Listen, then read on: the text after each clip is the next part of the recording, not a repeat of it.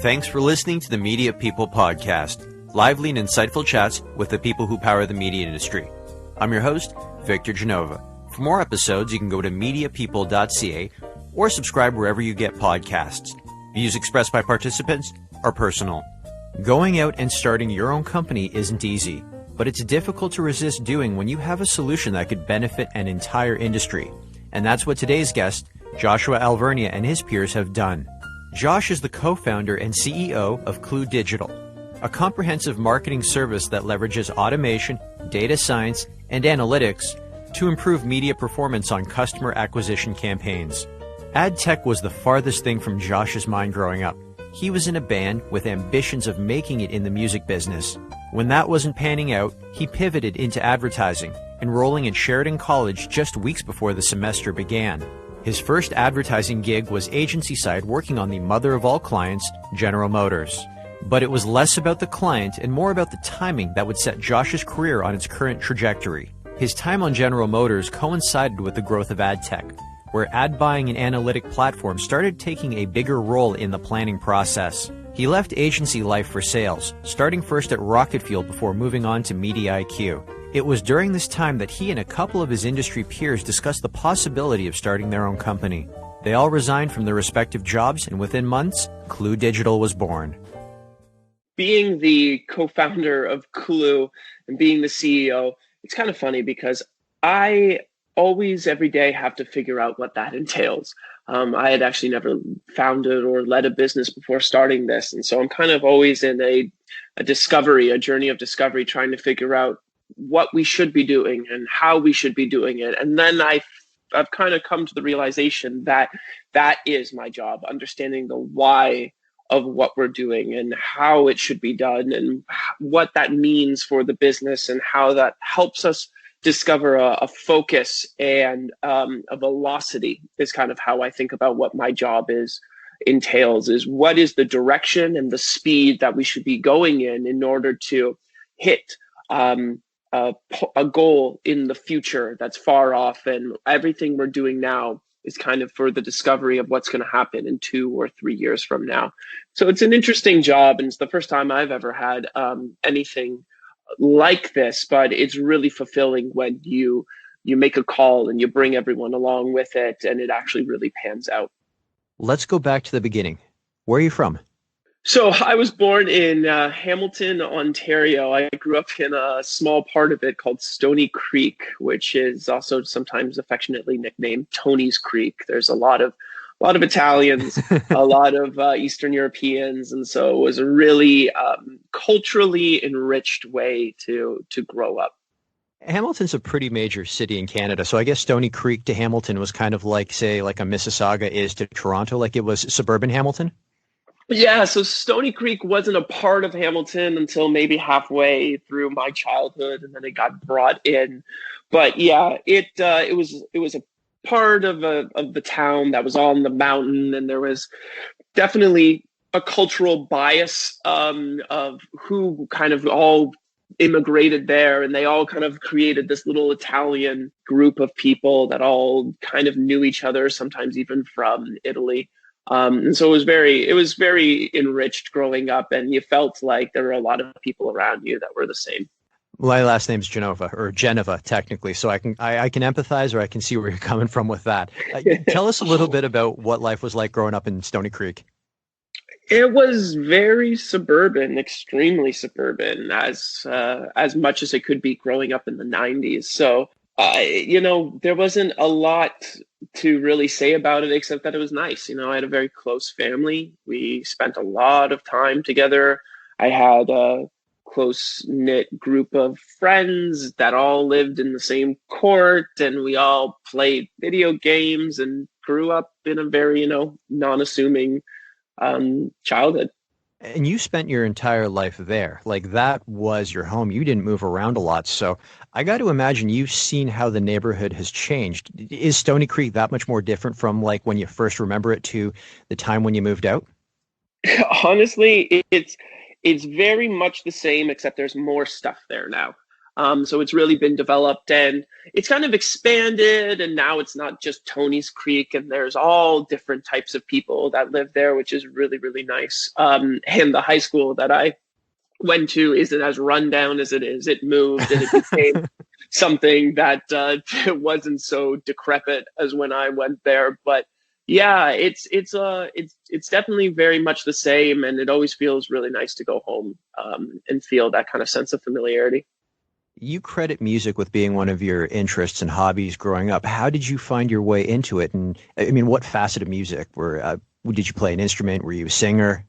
Yeah, so I was a singer, and um, I always could kind of do that, sing, and so it gave me a little bit of a identity. I think something I've known about myself is I could kind of fall in love with anything as long as I'm really, really good at it. And so I kind of started thinking maybe I could be good at this, and I found some other people that did the same thing. And you would join the choir at school, or you would go to these camps, or eventually it all kind of led me into joining a band. And we did the thing. We got hopped in a van and we toured around, and we got signed to a label, and we did all of that stuff. And it was a big part of I think forming my risk-oriented identity. Oh, I mean, if you're not comfortable with risk, I mean, don't join a band. Don't try to make a career in music. Yeah, exactly. And it didn't necessarily pan out, but in a way it did, because I learned a lot of things and I had a lot of experiences that I don't think are typical. It definitely gives you a little bit more courage when you do hop in the van and you start to tour around and real pound the pavement and try to make it in the entertainment industry, wouldn't you say? Yeah, it's very similar, honestly, to what starting Clue was like, because you're just for dudes that have a similar perspective on, how to start a ad tech company, or, an advertising service company. And it was the same as, writing music and developing your own kind of sound. You would have to hop in a van. In this case, we hopped on a couple of planes and headed out to a lot of the same places that I headed out to when I was in a band. And you just show people what you're about, and you hope that they, to use music phrasing, like dig it and come along and start to support you. And you develop your own little community, and it all just kind of grows from there, from those kind of humble beginnings. And it's really not much different when you start something like Clue. When you were doing this, your original goal was to be the next Robert Plant. Why, Yeah. how did Robert Plant and even Led Zeppelin get on your radar? I never really had like my own musical identity growing up. I don't think anyone else does. I think you kind of just like get it from your parents. And so dad had like a stack of CDs, and mom usually dominated who, like, what was listened to. And I guess I got kind of bored of Gloria Estefan and Enrique Iglesias.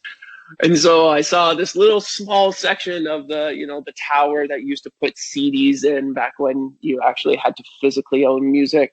And he had Bob Dylan, like The Who, especially like the Tommy record and the Quadrophenia record. He had Led Zeppelin. He had the Guess Who. And I just started like listening to those records, and they really caught my eye. And the whole sense of, male aggression with the big grandiose recordings of the 70s that were so like rich, and they would go on for 8 minutes and as a single tune in a record. Or if you were listening to the prog rock bands of the 70s, an entire song could be a single side of a record. And all of that just like really kind of got to me. So I wanted to figure out a way to bring that back in a time when it was the first steps of the electronic dance music scene was starting to build, and there was all of this, pop punk going on, and rock and roll. I wanted to be the purist and the and somebody who would figure out a way to bring it back. Couldn't figure that out. Didn't really work. But overall, it was interesting to like pick a focus or pick something you believe in and try to figure out how to blend it with what's happening right now. This is episode 40 of the Media People podcast. So this is my 40th time asking people about who their influences were. And I went back through all of my episodes to see if there was anything comparable to what who you've proposed. And you are the first one, I believe, who has put forward two authors. So tell us why Ben Horowitz and Dale Carnegie are two of your influences. Yeah, as I said, I had no clue what I was getting into when I started Clue. Funny how that works out. I just worked sales jobs, before the sales jobs, I was coordinators. So you have to look for help. You have to look for some semblance of guidance. And I really liked Ben Horowitz's book because he kind of felt the same way when he became leadership in his companies, which ended up doing really successful, but only after an incredibly turbulent series of events. Are you talking about The Hard Thing About Hard Things? I just want to make sure we get that book title in there. Yeah, exactly. He wrote the Hard Thing About Hard Things, which I really liked because, especially right now in our industry, everything is extremely turbulent and there's constant changes. And, you rarely have the chance to be a CEO that is in peacetime versus what his whole book is about war, being in wartime. And what that really means is just rallying everyone around an extreme focus, reinforcing everything that helps that focus, and really knowing that you're not choosing between a good choice and a bad choice, just between choices that might be a little bit better than themselves. And you don't really ever get to feel peace where there's just a clear, perfect choice. And his book was really, really descriptive, and I've kind of found a lot of guidance in that. And, I really, really kind of got behind it. The other book was Dale Carnegie, and that is oftentimes a lot about just being a good person under pressure. And it's interesting how that can be a really, really tough thing. And both of those books are about that. It's about making decisions under pressure and being a good person under pressure, being a good leader, but also being a good confidant, being a good CEO, but also being somebody who, your staff, your employees, your partners will want to be next to for a long period of time. And that was just my hope of what I could be, somebody who could be reliable in both those senses. And both of those authors kind of gave me at least a little bit of a blueprint that I'm kind of riffing on now. What was your first job ever? My first job ever was a cashier, I guess you could call it, at Leon's. I just came from a family that, liked to work and really glorified the idea of getting a job and being gritty and making your own money. And so really, really young, I got a job as a cashier at Leon's, except I was really lazy and it didn't work out for me, or at least lazy at things that I didn't want to do. And so quickly that didn't pan out. I don't even know if I made it past my probation. And it didn't pan out because I had a school rock band show. Like there was like this talent show kind of, but there, nobody really won at the end. You're just going to show off what you can do. And it was the first time that I was going to sing on stage. And then my boss wouldn't let me get the day off or the night off. And so I just said I quit and went and played my gig. And so that didn't really last long. I ended up getting a job at Future Shop afterwards that, was I did as poorly as my Leon's job, but yeah, I kind of just did those sorts of regular jobs that you would get as a teenager when you want some money, but you also don't want to work. So this is something that you have in common with a lot of my previous guests. Most of them, their very first job was in retail. What did you learn about yourself working in retail? I realized that when I don't do a good job and it's apparent, I feel a deep sense of shame. Because okay. I always look back at those jobs and I'm like, I wish I would have just done a good job and would have kept my mouth shut and, not made such a big deal out of it. I also realized that, without passion for something, it's really hard to do a good job.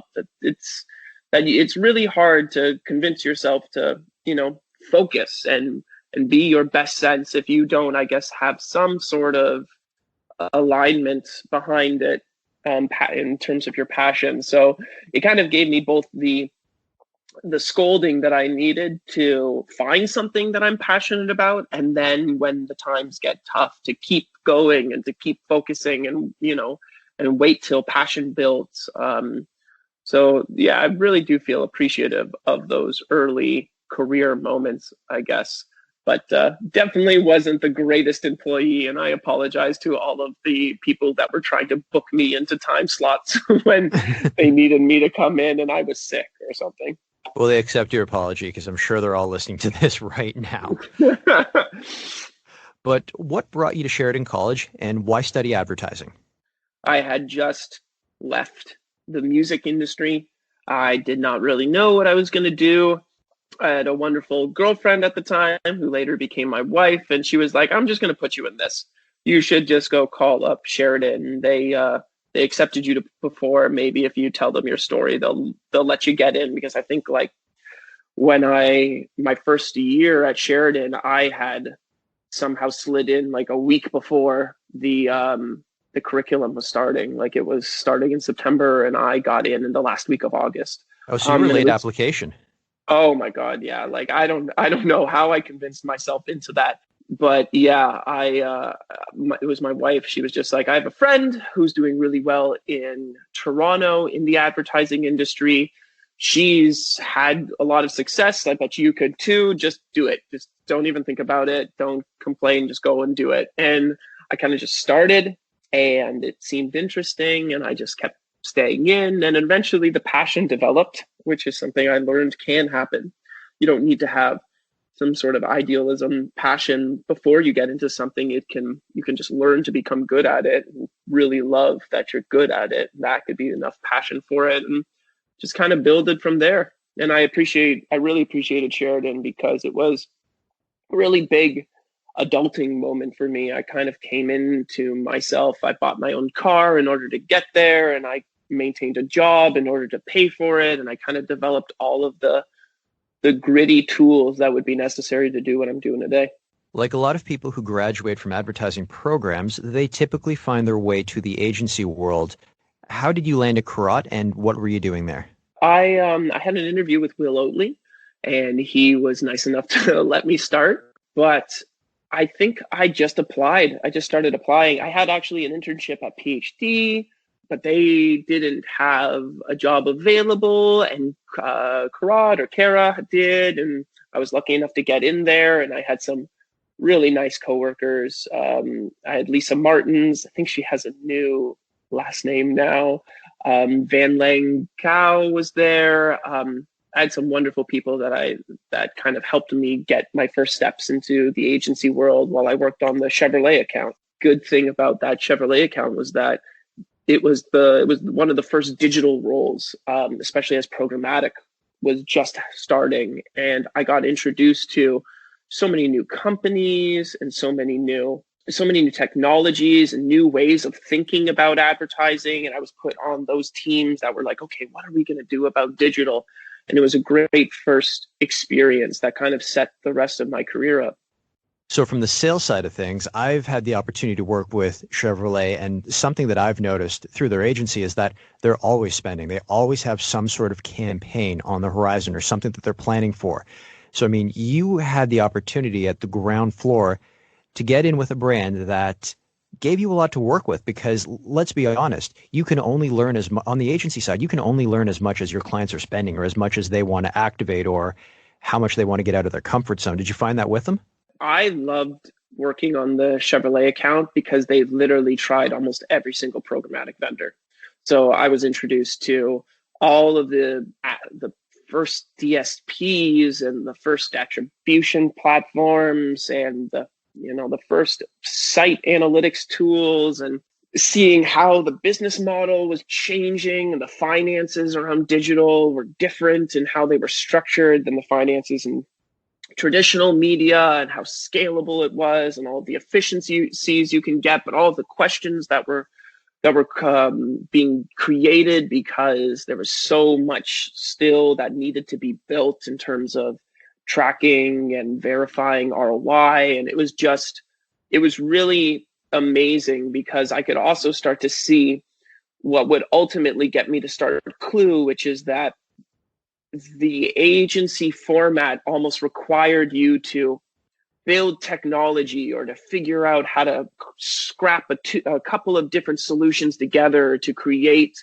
a solution for the niche challenge that a brand was having. And being able to think that way gave me the creative outlet that I was hoping music would provide me, but it didn't end up working out. So figuring out that I could still be creative, but maybe in a way that was more inclined to actually how I think, which is maybe not artistically, but more, utilitarian in nature, and technology gave me that. It was honestly amazing. I was introduced to so many things, and it was there that I got introduced to rocket fuel, which would be kind of where I really took the first steps in my career.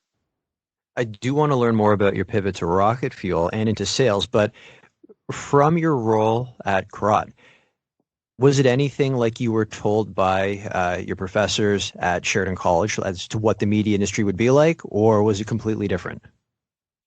To be honest, I got to give it up to Sheridan because they were very clear and concise in what our first steps would be in the industry, and that you would be doing a lot of data entry and a lot of coordination roles. So I went in with eyes wide open. At the time, I think I more struggled with my first role because I was still commuting, and I was half in the role, half out of the role. And I was still trying to play music at night and then go to sleep at 3 a.m. and wake up at 6:30 to catch a train at 7:25. And just that whole kind of role. I don't think I really realized how I needed to maybe make a choice, as you can't live in two worlds at the same time. But when it came to what the job entailed, Sheridan gave me a really good overview, and I definitely felt prepared. So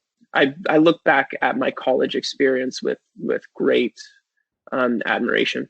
That's a pretty big deal, because I think that's something that's pretty common of all college and university programs, is that they're training the leaders of tomorrow in whatever field the students might be in. And you kind of come out of graduation going, okay, let's take on the world, let's run a company.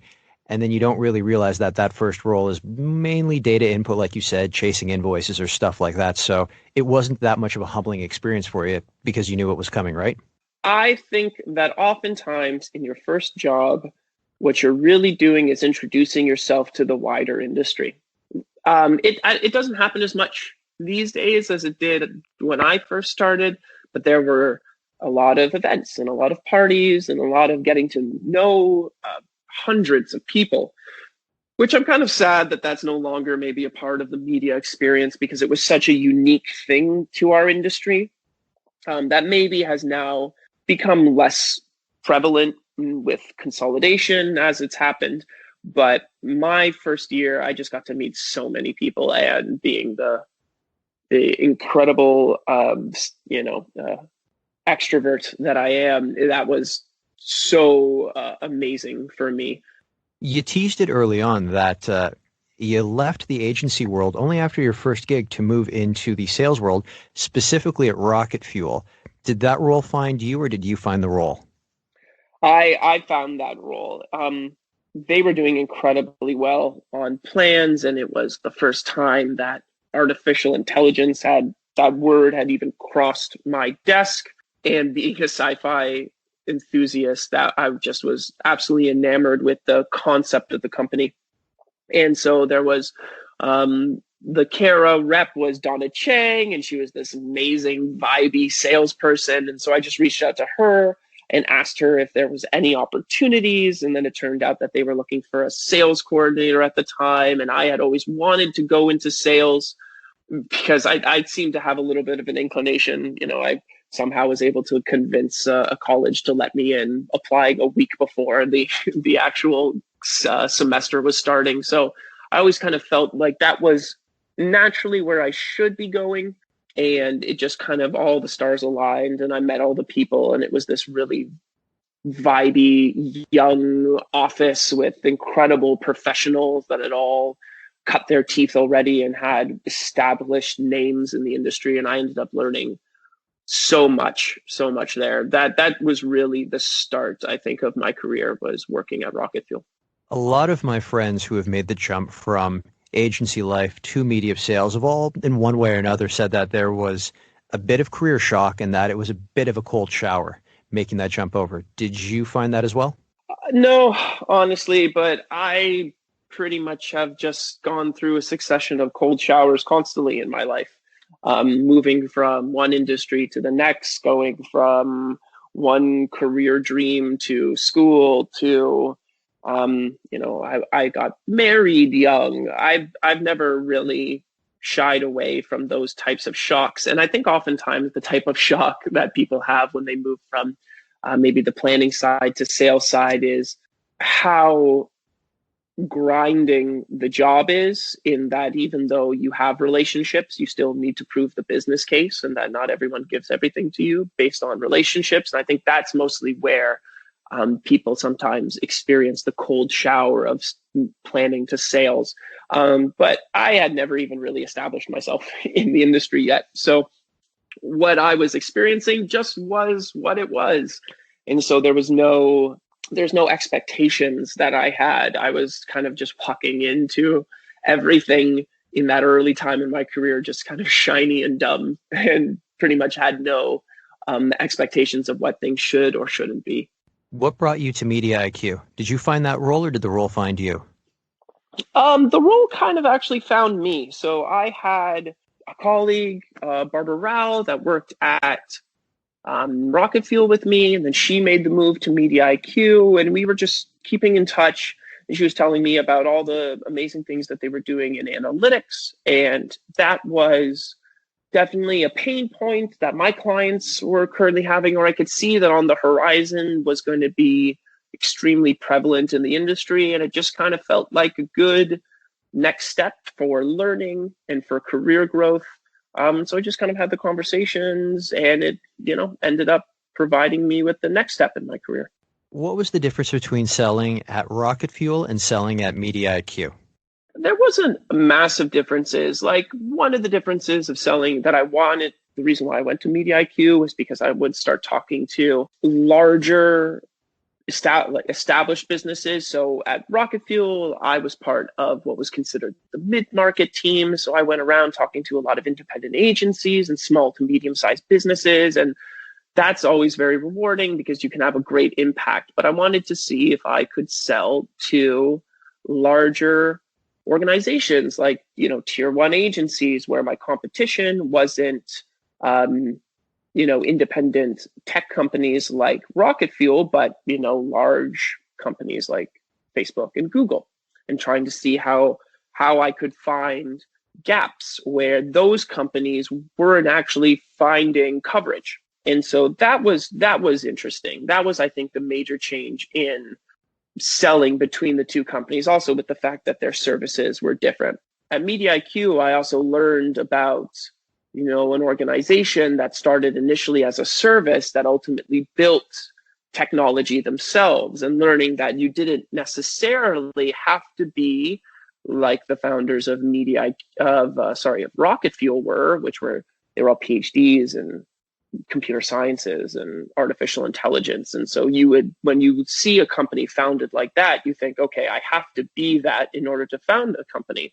And then you saw the difference in leadership at Media IQ, where they came from similar backgrounds to myself, and they developed into their roles. And that also kind of started to spark concepts in my mind that maybe I could do what I always wanted to do, which was be an entrepreneur and be a founder of my own company or my own business. Okay, so that's a nice segue into the next question. Where did the idea come from? Because founding Clue happened right after Media IQ. So I have to imagine while you were working there, that's when you were having all of your light bulb moments, starting to plan things out and look toward the future and going out on your own. While I was at Media IQ, I just started realizing that there were large infrastructural changes to the internet. That's kind of a weird thing to say, but you listen to conversations or old interviews from, Jeff Bezos, and please, this is not at all a comparison, but he talks about how the internet was the infrastructure in which he could build his business. And without that, he wouldn't have the ability to actually start building the things he needed. And as I was working at Media IQ, I was learning about things like Amazon Web Services and Microsoft Azure and all of the platforms that they were buying and internalizing into their entire infrastructure, and how that was lowering the barrier that used to sit in front of people like myself to build technology, or to be able to build technology, as I say, with a small t, not a large t like Microsoft Azure, as Azure is, or Amazon Web Services is, but small t, technology built off the infrastructure that already exists there. And when I was at Rocket Fuel, they had to build their own servers, and they had to have their own factory almost size or Costco size building, and fill it with computers, and pay people to maintain those computers and make sure that they didn't overheat. And those barriers to me seemed insurmountable. But then as other companies started coming into the mix that kind of took those barriers away from you, everything just kind of started popping up, where I saw, oh, that barrier I thought that existed in front of me no longer existed. And oh, this barrier that I thought existed doesn't exist anymore. And all of those things started culminating into my mind, thinking, okay, I have a perspective on how I would run a service similar to all of the different companies I've worked at before, MediaIQ, Rocket Fuel, even an agency like Kara.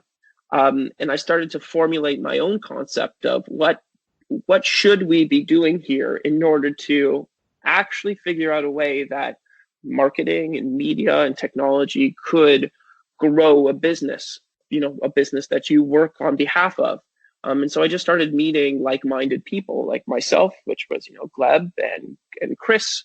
And we kind of all decided that we believed in each other, and we should take the risk. From the moment you left MediaIQ, how long did it take for you and the co-founders to get Clue up and running? It took a little bit. We had to figure out a name. We had to build a website. And thank God that my wife is evolved into a creative director, from the person who set me on my path to marketing, to also the person who ended up helping me build what would be the face of the company. We ended up having to spend, I think it was like 400 hours in the span of 5 months or 6 months to build a website. And we had never done that before. We had to get incorporated and do all of the things that you have to do. So there was a lot of time, but we ended up launching in July. So it was about three and a half months before we were able to officially set sail. Did you guys have a mentor you were looking to just kind of bounce ideas off of, or just at least understand what you need to do to get a business off the ground? Like you said, incorporating, getting the website together, or were you and your fellow co-founders just doing it by the seat of your pants? You know what? Even if you have a mentor, you end up doing it by the seat of your pants. And yeah, no matter what, there is a large amount of fear that always is associated with doing anything new, especially anything that you put your name on, because we basically put it in front of everyone that we've known from our entire careers, and you basically say, have at it, and kind of open yourself up to that sort of exposure. We had mentors. We had people that offered advice. We had people that offered backhanded advice as well. Even the negative experiences end up being mentoring moments in themselves.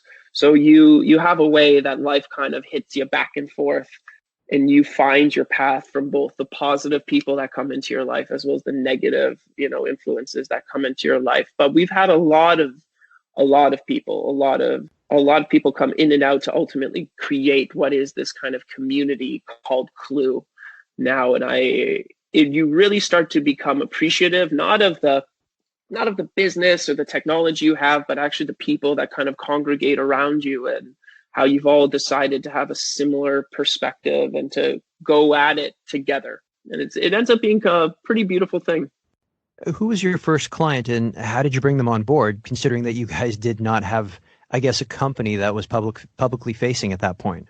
The good thing is that Chris Griffith, who's one of my co-founders and one of my partners, and myself had all been working in the quote unquote mid-market space, or the independent space. And so we had a really large Rolodex of agencies and brands that we had already done a lot of good work for and who were willing to give us a shot. So when we launched, we were lucky enough to have, 10, 15 clients really, really quickly. That allowed us to stabilize and build. And we went really, really lean, and we just took every dollar that came into the business and reinvested it in people and in tools and in process. And it's grown quite quickly.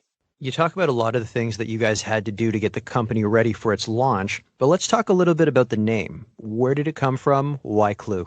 I won't say it, but when I was in a band, the name was horrible. So the one thing that I didn't want to do this whole time was have another bad name. I wanted it to be easy to understand, to be clean. I wanted it to be English.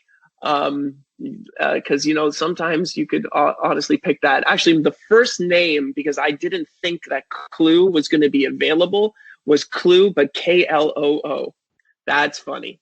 So, and then I think it might have been my wife or it might have been my partner Jeff, who was like, "Hey, I just looked up in this little directory that the Canadian government maintains of all the different like copyrights." That people have on names. It's like the normal name is available. And I'm like, oh, really? And so we took that one instead, thank God. But honestly, it was just a little bit of a labor. We knew that everything we were going to do was around data management because we were seeing that there were all of these technologies that were being created that needed data to plug into in order to run. So we knew that the main thing that we would have to try to create would be somewhat of our own data management practice and platform. And that's kind of continuously evolving, and it's been an amazing success for us. So knowing that data would be the pivot point of the company and everything we did, we just kind of tried to figure out things around that. And ultimately what it ended up being is that data is a clue that hopefully you can follow the breadcrumbs to profitability and to growth and to all of the things that, you hoped for as a business owner myself. And so that's kind of the concept of the name. Clue's second year anniversary is coming up in July. Correct me if I'm wrong. We're a couple of months shy of that? Yeah, it's insane. I'm so excited. Biggest difference between day one and where we are now? I think I'm a little less afraid than I used to be. A little bit of candor right there. When we first started, we really didn't know what we were doing. I think everyone that starts a business is kind of in that way, especially when this is your very, very first business. So now we've done a lot of great things. Like we have really proven that what we said we wanted to do, we actually can do. And we've done it repeatedly. And so now there is the confidence that I'm not just making this up. This is a real thing that works, and the machine is there, and I know it's real, and you can see it, and it's growing, and people are starting to come on board that see what you've built. Then the people that you hire believe in it now as much as you do, and all of those things are absolutely beautiful. So it builds a confidence in you that's really wonderful in itself too, because it's not a cockiness, because you've had to go through too many things and suffer too many disappointments and overcome them. But it becomes this like really, really grounded confidence that, no matter what happens, you're going to figure it out. You're going to move, you're going to find the way to accomplish what you need to accomplish. One, because you've done it before, and two, because you have a lot of amazing people that are now taking that banner of Clue themselves. And so I think the biggest differences that we have is now I think we're really starting to feel ourselves and really starting to get our rhythm and gain speed. You see that in like our growth rate, and it's really amazing, but also that the community is really established. When before it was just the 4 founders, it's now more than that. And the people that we've brought on board, they believe in it as much as we do. And that's a really great thing. Some rapid fire questions. The campaign you're most proud of? There's a few campaigns. We've done really, really well in pharma, where we've been able to reduce media costs by like 400% and hit ROIs, 200% more than all of the benchmarks that came before. So a lot of our campaigns that we're proud of are either just absolutely smashing ROI or doing really clever things with data so that you can optimize to something that doesn't necessarily get picked up in the media platform by taking in CRM data, point of sale data, and being really clever about how you build a little niche technology tool. As I said, technology with a small t. Your favorite movie? So this isn't cool, but I really like The Breakfast Club because it's just so warm and it's about finding yourself and developing your own sense of purpose. And I just really like that. Your favorite video game? I loved Warcraft 3 when I was like 14. I used to play it 12 hours straight every single day. Your favorite book? The book that really set me on a better path in life was Dale Carnegie's How to Win Friends and Influence People. But I'm also a sci-fi nerd. So I really like the book Ender's Game by Orson Scott Card. Your favorite song? I really like Everybody Wants to Rule the World. Best advice you've ever received? I actually received it from Donna Chang. And she told me when I wanted to be a salesperson and I was just trying to force it in. And she was like, "You'll get there when you get there." And she told me something that I kind of sticks with me to this day, which is it's easy to sell something. It's harder to make it happen. If you could go back in time and give your younger self advice, what would you say? Patience is going to be the biggest thing for you. So don't worry. Everything happens in the time that it happens.